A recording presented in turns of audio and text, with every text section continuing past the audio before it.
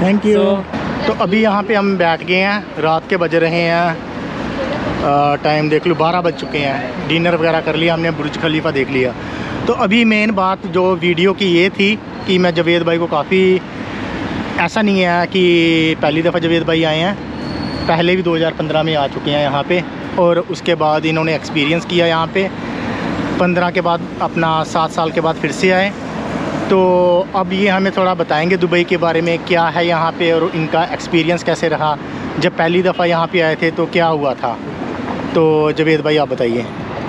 पहली मरतबा तो भाई जब 2015 में हम आए थे तो उस टाइम पर तो भाई बहुत स्ट्रगल की ज़िंदगी थी। मतलब पूरा ये लगा लीजिए कि 30 डेज़ रुकने के बावजूद भी फिर भी कुछ नहीं मिल पाया था। मतलब जो कामयाबी होनी चाहिए थी, मतलब कोई काम अगर मिलता, काम भी नहीं मिल पाया था। लेकिन ये हाय मैंने ब्यूटीफुल नमस्ते थैंक यू। तो इस तरह का आपने देखा कि इस तरह का फ्रेंडली है। हालांकि दुबई जो है एक तरफ बहुत फ्रेंडली है, मान लो कि टूरिस्ट को वो बहुत ज़्यादा सपोर्ट करता है। यहाँ तक कि अरबी हैं तो वो भी बहुत ज़्यादा सपोर्ट करते हैं, हेल्पफुल हैं काफ़ी, और बहुत पोलाइट तरीके से पेश आते हैं। अब जो मेन मोटिव ये है कि मैं जो आया था तो मैं हम एक स्टेप वापस जाते हैं। हाँ। जावेद भाई 2015 में जब आए आप यहाँ पे, तो आपने कोई रिसर्च वगैरह की थी कि, और क्या था, मतलब आपने काम ढूंढना चाहा या लोग रखते ही नहीं थे? उस टाइम पे तो मैं मतलब उस टाइम पे जो आया था वो एज ए वर्कर के टाइप से आया था कि भाई हाँ भी मुझे वहाँ पर कोई ना कोई काम सेलेक्ट करना है।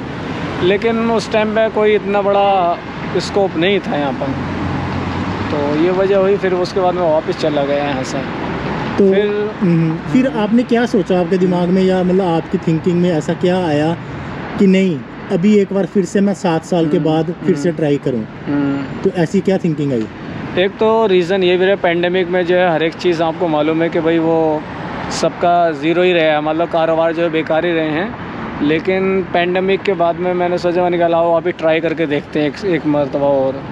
तो उसके बाद मैं यहाँ आया। यहाँ आने के बाद में मैंने कंपनी वगैरह खोली, तो उसी के हिसाब से कुछ माल वगैरह हांगकॉन्ग वगैरह से इलेक्ट्रॉनिक के आइटम मंगा लेते हैं, आईफोन वगैरह हैं कुछ।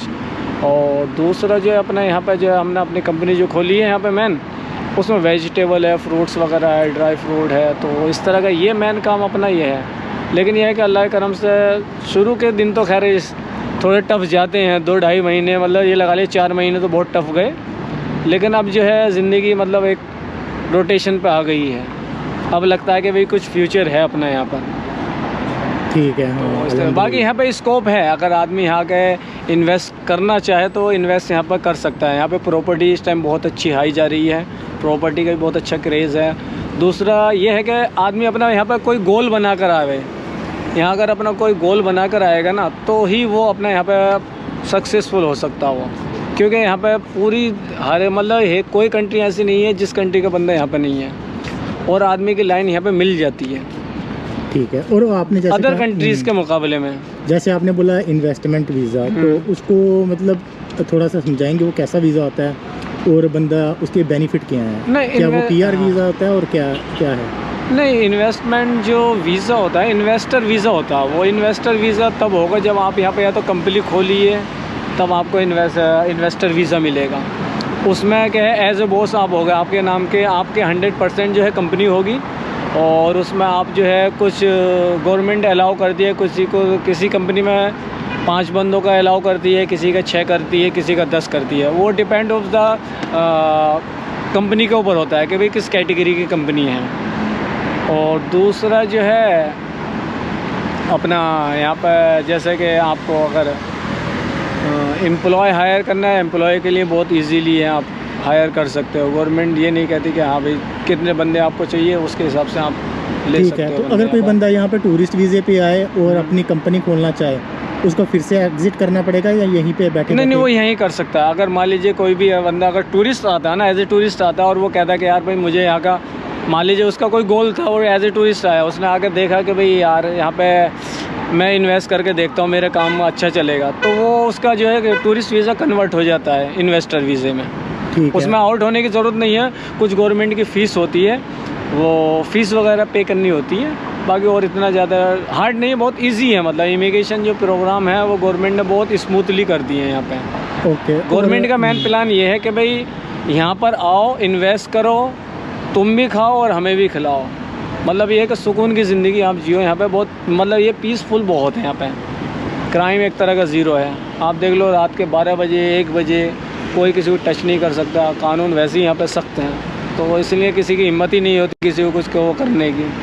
ठीक है। और ये अपना जब इन्वेस्टर वीज़ा खुलवाना पड़ता है तो इसका मतलब क्या चार्जेस आते हैं? चलो चार्जेस तो हमेशा तो इसका हाँ गवर्नमेंट के तो हाँ वो अलग हर साल इनका चेंज होता है, उसका तो एक एवरेज के हिसाब से हाँ ओवरऑल एवरेज जो है तकरीबन, अगर आप मान लीजिए अगर आपको कंपनी खोलनी है इन्वेस्टर के हिसाब से, नॉर्मली अगर कंपनी खोली है तो 15,000 दिरहम कम से कम मान के चलिए। और उसमें कोई कैपिटल शो करवानी पड़ती है? हाँ उसमें कैपिटल शो होती है, उसमें कैपिटल शो होती है तकरीबन ये लगा लीजिए वो तुम्हारा 1 लाख दिरहम आपको शो करनी होती है उसमें। बाकी ये नहीं है कि आपको 1 लाख दिरहम जो वहाँ जमा करने हैं वो नहीं है, बस ये कैपिटल आपको शो करनी है उसमें। सही सही ठीक बस इस तरह का। बाकी ये कि इमिग्रेशन का जो ये तुम्हारे जो इन्वेस्टर जो प्रोग्राम है उनका गवर्नमेंट का यहाँ पे कंपनी वगैरह का, तो लाइसेंस वगैरह तो ये 2 दिन के अंदर ही दे देते हैं। कभी तो ऐसे करते हैं कि 24 घंटे के अंदर हाथों हाथ भी अप्लाई दे देते हैं। उसके बाद में आपका जो है मेडिकल वगैरह होता है और वीज़ा स्टैंपिंग वगैरह, मतलब ये लगा लीजिए कि हफ्ते भर के अंदर सारा प्रोसीजर आपका हो जाता है। बहुत फास्ट काम करता है। और जो जिस बंदे की फैमिली हो और उसने इन्वेस्टर वीज़ा ले लिया वो अपनी फैमिली और बच्चों को भी यहीं पे ला सकता है? हाँ वो अपनी फैमिली को ला सकता है। उसके लिए फैमिली वीज़ा फिर उसको अप्लाई करना होता है। फैमिली वीज़ा भी इजीली मिल जाता है, गवर्नमेंट दे देती है, फैमिली वीज़ा का नहीं है। उसकी कुछ फीसेज वगैरह होती हैं तो, लेकिन यह कि पर पर्सन के हिसाब से वो जो है तकरीबन मेरे ख्याल से डिपॉजिट लेती है पर पर्सन में शायद 3,000 दिरहम है जो पर पर्सन लेती है फैमिली वीज़ा पे। वो एज ए डिपॉजिट होता है। मान लीजिए 2 साल के बाद में अगर फैमिली आपकी वापस जाना चाहती है तो वो जो आपने 3,000 जो डिपॉजिट कराया है पर पर्सन वो आपको गवर्नमेंट फीड वापस देगी आपको। वो एज ए सिक्योरिटी लेती है बस, और कुछ नहीं, कोई रीज़न नहीं है। चलो ठीक है जावेद भाई। और जावेद भाई अगर देखा जाए यहाँ पे एक नॉर्मल इंसान मतलब कि एक आए यहाँ पे तो एज ए फ्रीलांसर वो काम ढूंढना चाहे और उसका मंथली रहने खाने पीने का एक्सपेंस क्या है इधर दुबई में? भाई वो तो उसकी डिपेंड होता है, उसकी कैटेगरी है भाई। अगर उसका स्टैंडर्ड हाई है तो तकरीबन ये लगा लो कि अगर रहना और इंक्लूड फूड तो अगर स्टैंडर्ड हाई है तो भाई 4,000 समथिंग हो जाएगा। और अगर उसे मान लो कि ओवरऑल एवरेज अगर ज़िंदगी गुजारनी है तो भाई ये लगा लीजिए कि उसका 1,500 दिरहम के अंदर भी काम हो जाएगा उससे। इससे कम में भी हो जाता है काम। वो आदमी के कैटेगरी ऊपर डिपेंड है, बंदा किस लेवल की स्टैंडर्ड चाहता है। क्योंकि दुबई एक ऐसी कंट्री है जो ज़ीरो की भी ज़िंदगी गुजरवा देती है, और जो हाईएस्ट है उसकी ज़िंदगी, मतलब रॉयल ज़िंदगी जीनी है वो भी है, मीडियम जीनी है वो भी है, और बिल्कुल लॉयर जीनी है वो भी है। हर एक कैटेगरी में आदमी यहाँ पे सूटेबल हो सकता है। वो बंदे के ऊपर डिपेंड होता है कि भाई मुझे किस तरह की यहाँ पे ज़िंदगी गुजारनी है। ठीक है, इस तरह का मसला है यहाँ पर। और जावेद भाई यहाँ पे अपना जॉब का क्या स्कोप है? जैसे कि आपने देखा कई लोग जाते हैं अलग अलग देश पे और यहाँ पे कई वीडियो भी बनते हैं कि अनएम्प्लॉयमेंट है, बेरोज़गारी है। तो दुबई में आपने आज की डेट में अक्टूबर 2023 में कोई बंदा यहाँ पे काम ढूंढने के लिए आता है, एक जिसकी हाई क्वालिफिकेशन भी नहीं है, तो वो यहाँ पे काम ढूंढ सकता है? या आपका जैसे आपने पहले बताया 2015 वाली सिचुएशन सेम है वैसी यहाँ पे? नहीं, काम के एतबार से यहाँ पे अच्छा है सिस्टम काम का। तो ये है कि भाई अगर आपकी एजुकेशन अच्छी है और आपका तकरीबन वर्क एक्सपीरियंस है तो बेस्ट वे है यहाँ पे। मतलब सैलरी भी आपको अच्छी मिलेगी अगर आपके पास मतलब टैलेंट है यहाँ पे। मतलब ये है टैलेंट की कदर है, एजुकेशन और उसके साथ साथ उसका एक्सपीरियंस है तो जॉब बहुत बेस्ट है यहाँ पे। मतलब ये लगा लो मेरे ख्याल से ये मिनिमम जो तुम्हारे कम से कम लोअर सैलरी जो है स्टार्ट होती है तकरीबन 2,500 दिरहम से होती है, और वो ओवरऑल एवरेज मतलब ये लगा लो 15,000 के आसपास पहुंच जाती है। वो उसकी कैटेगरी के ऊपर डिपेंड है भाई बंदा किस कैटेगरी में है। हालांकि वैसे जो वर्कर वीज़े जो वैसे आते हैं तो उनके तो सैलरी बहुत कम होती है, मतलब 1,000 दिरहम की लमसम होती है। लेकिन जो एजुकेशन बंदा है और उसके बाद वाला टैलेंट है तो उसकी सैलरी तो तकरीबन कम से कम मतलब ये लगा लो कि 5,000 समथिंग तो मान के चलो उनकी। 5,000 4,000 से कम नहीं होगी उनकी सैलरी। ठीक है जावेद भाई। एम्प्लॉयमेंट बहुत अच्छा है, मतलब ये कि यहाँ पे वो है कि भाई आदमी अगर नौकरी यहाँ पे तलाश करना चाहे तो वो कर सकता है, यहाँ पे इजीली मिल जाती है, इतना टफ नहीं है यहाँ पर। ठीक है, यहाँ पर लोग बाग आते हैं टूरिस्ट वीज़े को जो है फिर वो जो वर्किंग वीज़े पे वो कन्वर्ट भी हो जाता है, उसका भी वो कंपनी हायर करती है, उसमें कोई इतना लंबा मैटर नहीं है। और थोड़ा हमें बताओ ये जो आज़ाद वीज़ा होता है वो क्या होता है? ओपन वीज़ा, आज़ाद वीज़ा उसको भी बोलते हैं, फ्रीलांसर वीज़ा होता है उसको आज़ाद वीज़ा कहते हैं। उसमें क्या वो कंपनी जो है उसको एनओसी दे देती है कि आप जो है बाहर जाके काम कर सकते हो, और अगर कंपनी में ही काम करना है तो वो तो फिर एम्प्लॉय वीज़ा हो गया। फ्रीलांसर वीज़ा होता है तो उसमें वो जो कंपनी की तरफ से उसको इजाज़त होती है कि आप जो है बाहर जाके उसी कंपनी की कैटेगरी में आपको काम करना है। एनओसी मतलब एनओसी हाँ, एक तरह के जो वो मतलब एक लेटर देती है कंपनी कि उनको कोई ऑब्जेक्शन नहीं हाँ, है। मान लीजिए कल को अगर गवर्नमेंट अगर चेक करती है तो उस कंपनी की जो कैटेगरी है उस कैटेगरी के एतबार से वो काम कर सकता है उधर। तो इस तरह का है, मतलब ये है कि बाउंडेशन ऐसी नहीं है, गवर्नमेंट ने हर तरह से जो एम्प्लॉयमेंट है या वीज़े वगैरह है आज़ाद वीज़े उसमें भी बहुत आसानी की है गवर्नमेंट ने, और एवरी ईयर वो कुछ ना कुछ अपडेट ही करते रहते हैं। अब हो सकता है अब जैसे दिसंबर आ रहा है, जनवरी में कुछ नए अपडेट करेगी गवर्नमेंट, कुछ ना कुछ हर साल कुछ ना कुछ अपडेट करती है गवर्नमेंट। मतलब कि नई मतलब टेक्नोलॉजी जैसे लगा लो, टेक्नोलॉजी के और एतबार से जो कुछ ना नया कुछ जैसे अपना रिक्वायरमेंट होती है हाँ, उसके रिक्वायर्ड के हिसाब से वो करती है, वो चेंज करती रहती हैं, बिल्कुल। जो एक अच्छी बात भी है। हाँ, एक वो भी है। और कुछ जावेद भाई आप बोलना चाहो?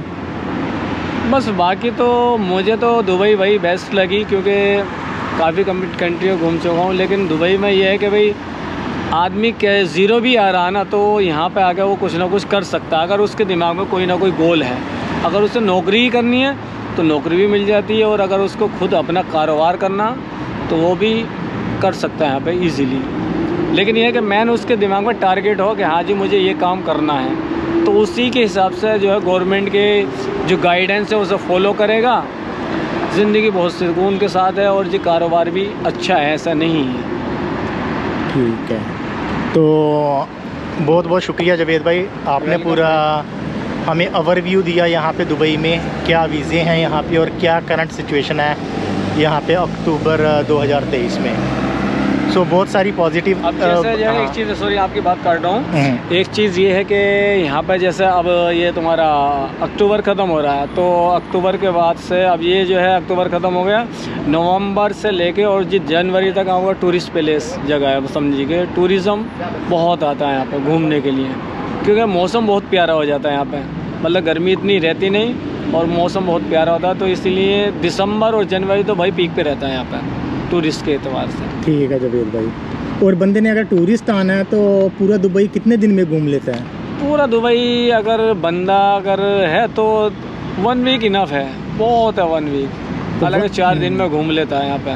तो 1 वीक के लिए एक इंडिया के हिसाब से कितना बंदा, मतलब खर्चा तो कहीं हाँ लिमिट लेस कर सकता है बंदा? हाँ, यहाँ पे लिमिट कोई नहीं हाँ, है, पर एक एवरेज बंदे के लिए वो बंदे के ऊपर डिपेंड है कि भाई वो कितना यहाँ पर खर्च कर सकता है, यहाँ पर कोई वो नहीं है। पर एक एवरेज बंदा नॉर्मल आना चाहे 1 हफ्ते के लिए तो कितना मतलब उसको लाना अगर चाहिए? 1 हफ्ते के लिए आना तो तकरीबन ये लगा लो यार, कम से कम उसका जो है 1-1.5 लाख तो कम से कम खर्च होना ही है, इतना ओवरऑल। क्योंकि इंडिया में अपना घूमने के लिए मान लीजिए अगर कश्मीर भी बंदा जा रहा तो 70,000 तो कम से कम उसके गए, और अगर 70,000 रुपये अगर यहाँ पे अगर खर्च कर देगा ना बंदा तो समझो कि वहाँ से ज़्यादा घूम लेगा। एक मोटिव ये हो गया वो यार दूसरी कंट्री में भी घूम लिया, तो 70,000 में अगर घूमना चाहे तो उसमें भी आदमी घूम सकता है यहाँ पर। ठीक है, तो ये है। ठीक है, तो बहुत बहुत शुक्रिया जावेद भाई अगेन, आपने पूरा बताया हमें यहाँ पे ओवरव्यू दिया, क्योंकि आप ग्राउंड रियलिटी यहाँ पे जानती हो। मैं भी यहाँ पे पहली बार आया हूँ, एक रात के लिए पूरा देखा मैंने आगे पीछे। एक रात में तो चलो एक्सप्लोर नहीं कर सकता बंदा, पर जितना आपने दिखाया। और अगर आपको कोई क्वेश्चन हो कमेंट करके बताओ, तो हम जावेद भाई से फिर से वर्चुअली भी कनेक्ट कर सकते हैं। कोई आपको जानकारी हाँ बिल्कुल, हाँ कोई भी इन्फॉर्मेशन चाहिए भाई, वो जो भी गवर्नमेंट की गाइडलाइंस है उसके हिसाब से हम बिल्कुल भाई वो सपोर्ट कर सकते हैं, क्यों नहीं। ठीक है, तो ये वीडियो हम पॉडकास्ट की तरह नहीं बनाना चाहते थे, but Anyway, thank you Javed bhai again, and best of luck for your business also for the future growth. Thanks. Okay, Allah Hafiz. अल्लाह हाफ़िज़।